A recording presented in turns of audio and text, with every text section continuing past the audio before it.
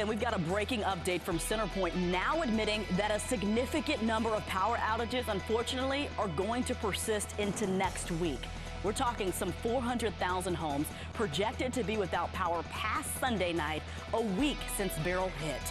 Right now, 1.1 million homes are still offline.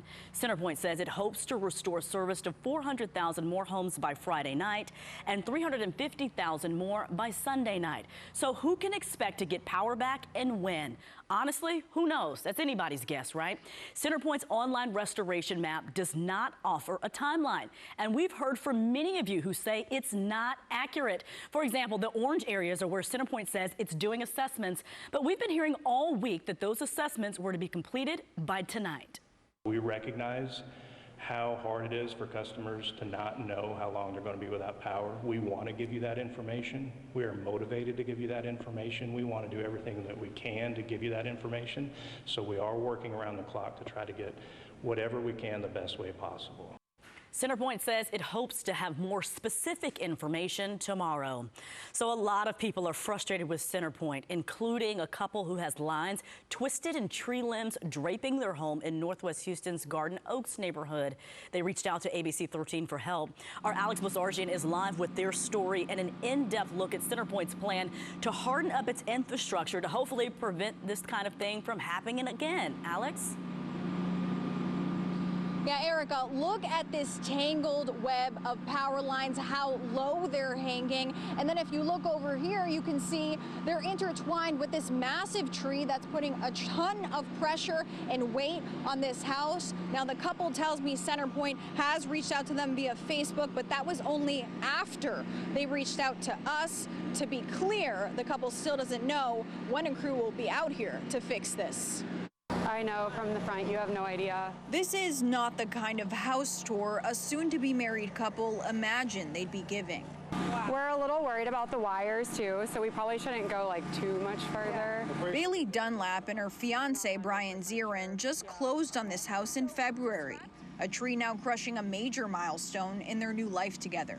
It's frustrating, you know, we don't want anybody to come out here and try and take this tree off and put themselves in harm's way with the risk of this being a live wire. So, like millions of others post-Hurricane Beryl, they're waiting on CenterPoint. We understand, you know, they have so many priorities and the whole city is going through their own personal problems. If there's one thing Beryl revealed, it's problems. CenterPoint Energy declared that with 2.26 million customers impacted, this is the largest outage in its history.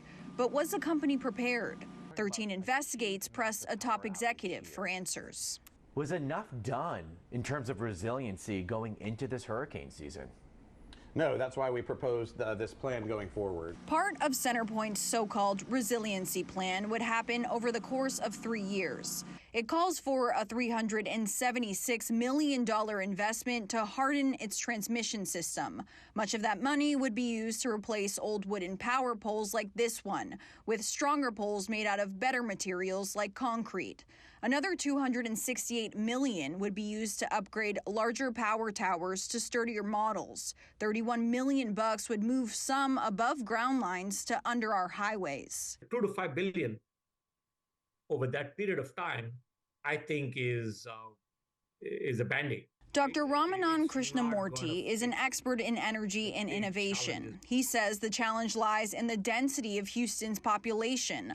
A long-term fix would take more time and more money, he says. He says a good starting point would be with power substations and making sure they're equipped with technology to shift to backup sources when a part of the system fails. Why that hasn't happened is, in your opinion, a funding issue? It's a funding issue.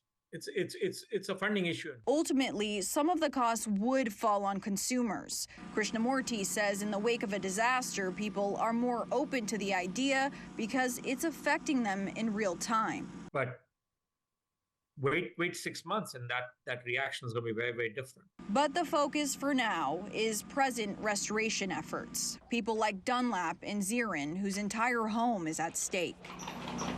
That's basically what looks like This is the worst. going to collapse. Yeah, and we can see it each day getting worse and worse. All All right, now, Alex, every time we experience outages, which seems to be often lately, the idea of underground power lines becomes part of the conversation. It was even mentioned today by some city council members. What do the experts say about that?